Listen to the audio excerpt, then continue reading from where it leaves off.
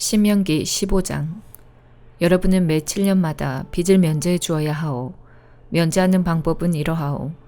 누구든지 돈을 꺼준 사람은 그 빚을 면제해 주어야 하는데 이웃이나 형제에게 자기 빚을 갚으라고 하지 마시오. 왜냐하면 여호와께서는 이 해의 모든 빚이 면제된다고 선포하셨기 때문이요. 외국인에게서는 빚을 받아낼 수 있으나 동족에게서는 받아내지 마시오. 여러분 가운데 가난한 사람이 없어야 할 것이요.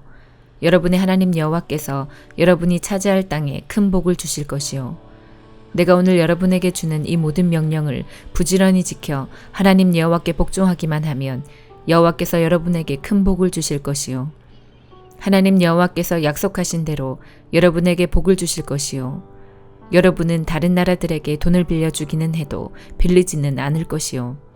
그리고 많은 나라를 다스리기는 해도 다스림을 받지는 않을 것이요. 혹시 여러분의 하나님 여호와께서 여러분에게 주신 땅에 어느 마을에 가난한 사람이 있다면 그 불쌍한 형제를 매정히 대하거나 인색하게 대하지 마시오. 그에게 필요한 것은 무엇이든지 아끼지 말고 다 빌려주시오. 나쁜 생각을 가지지 않도록 조심하시오. 빚을 면제해주는 7년째 되는 해가 가까웠다고 생각하여 여러분의 가난한 형제에게 인색하게 굴지 마시오. 만약 여러분이 그에게 아무것도 해주지 않아서 그가 여러분을 원망하며 여호와께 부르짖으면 주님께서 여러분을 죄인으로 여기실 것이요. 가난한 사람에게 아낌없이 베풀어 주시오. 인색한 마음을 갖지 마시오. 그렇게 하면 여러분의 하나님 여호와께서 여러분이 하는 모든 일과 여러분의 손으로 하는 모든 일에 복을 주실 것이요. 이 땅 위에 가난한 사람은 언제나 있을 것이요. 그러므로 내가 여러분에게 명령하오. 여러분이 사는 땅에 가난한 사람과 어렵게 사는 사람에게 아낌없이 베풀어 주시오. 히브리 남자든지 히브리 여자든지 여러분에게 종으로 팔려와서 6년 동안 섬겼거든 7년째 되는 해에는 그들을 풀어주시오. 그에게 자유를 주어 내보낼 때에는 빈손으로 보내지 마시오. 그에게 양과 곡식과 포도주를 넉넉히 주시오. 여러분의 하나님 여호와께서 여러분에게 복을 주신 것만큼 그에게도 베풀어 주시오. 여러분도 이집트에서 종살이했던 것을 기억하시오. 또 여러분의 하나님 여호와께서 여러분을 구해주셨다는 것을 기억하시오. 그분으로 인하여 내가 오늘 여러분에게 이렇게 명령하는 것이오. 그러나 그 종이 여러분과 여러분의 가족을 사랑하며 여러분과 함께 사는 것을 좋아하여 주인님을 떠나지 않겠습니다 라고 말하면 그의 귀를 문에 대고 송곳으로 뚫으시오. 그러면 그는 영원히 여러분의 종이 될 것이요. 여자 종에게도 그렇게 하시오. 여러분의 종을 내보내는 것을 어려운 일로 생각하지 마시오. 그는 6년 동안 주인을 섬겼고 품삯은 품꾼을 쓸 때에 비해 반밖에 들지 않았소. 여러분의 하나님 여호와께서 여러분이 하는 모든 일에 복을 주실 것이요. 소와 양의 처음 태어난 모든 수컷은 여러분의 하나님 여호와를 위해 따로 구별하시오. 여러분의 처음 태어난 송아지에게는 일을 시키지 말고 처음 태어난 어린 양의 털도 깎지 마시오. 해마다 여러분은 가족과 함께 하나님 여호와께서 예배받으실 장소로 선택하신 곳에서 곧 여러분의 하나님 여호와께서 계시는 곳에서 그 고기를 드시오. 흠이 있는 짐승, 이를테면 다리를 절룩거리거나 앞을 못 보거나 그 밖에 다른 흠이 있는 짐승은 하나님 여호와께 바치지 마시오. 그러나 여러분의 마을에서는 그런 짐승을 먹어도 좋소. 깨끗한 사람이든 부정한 사람이든 노루나 사슴을 먹을 때처럼 그 고기를 먹을 수 있소. 그러나 그 피는 먹지 마시오. 피는 물처럼 땅에 쏟아버리시오.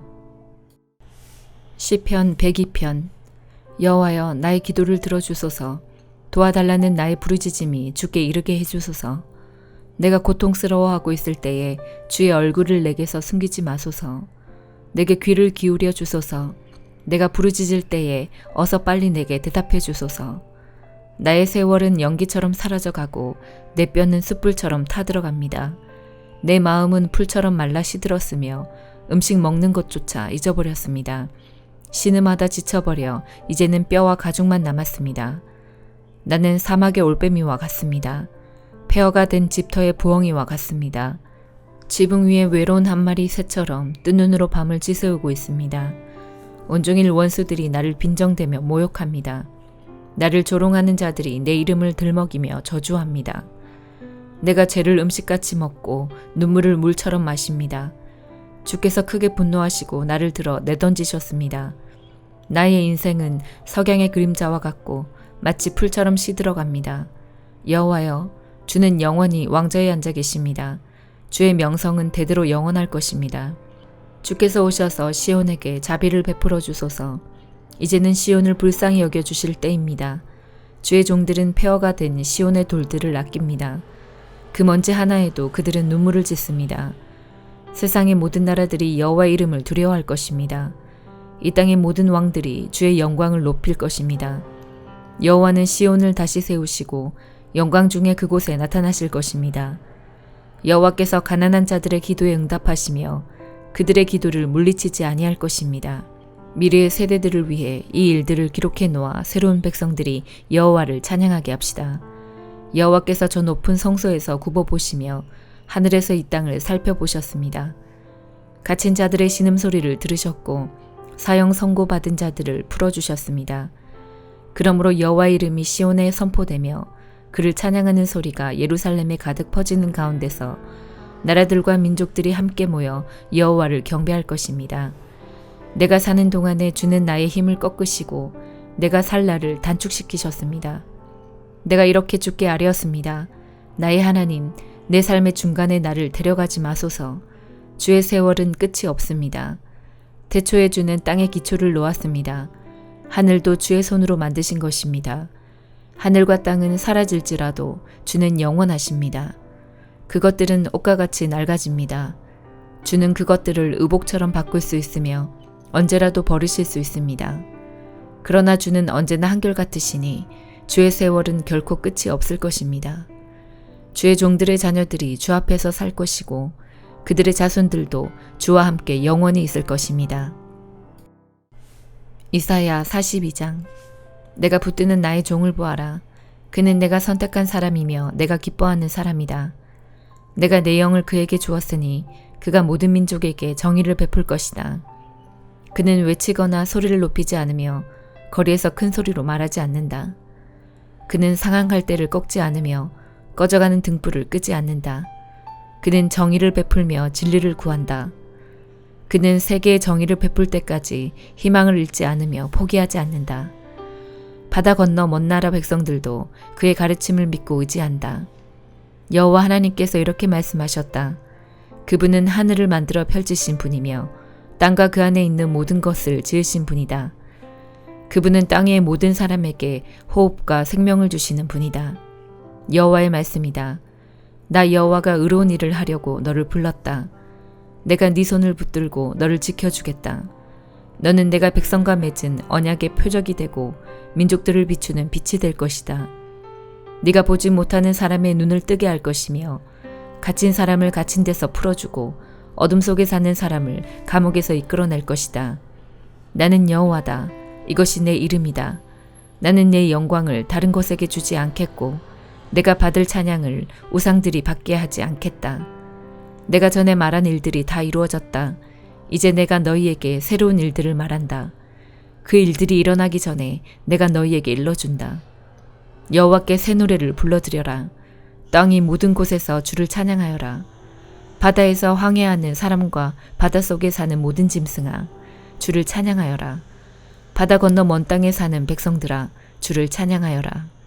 광야의 마을들아, 여호와를 찬양하여라. 게달의 주민들아, 주를 찬양하여라. 셀라에 사는 사람들아, 기쁘게 노래하여라. 산꼭대기에서 주를 찬양하여라. 여호와께 영광을 돌려라. 바다 건너 먼 땅에서도 주를 찬양하게 하여라. 여호와께서 용사처럼 전진하신다. 싸우러 나가는 군인처럼 분노에 차서 나가신다. 주께서 천둥 같은 고함 소리와 함께 적군을 물리치신다. 내가 오랫동안 아무 말도 하지 않고 조용히 참았으나 이제는 분노하겠다. 아기를 낳는 여자처럼 부르짖겠다. 내가 산과 언덕들을 황폐하게 하고 그 안에 식물들을 메마르게 하겠다. 강들을 메마른 땅으로 만들고 호수들을 마르게 하겠다. 내가 앞 못 보는 사람들을 그들이 알지 못하는 길로 이끌겠다. 그들을 새로운 길로 인도하겠다. 그들 앞에서 어둠을 빛으로 바꾸며 거친 땅을 평탄하게 하겠다. 내가 내 말을 지키겠고 그들을 저버리지 않겠다.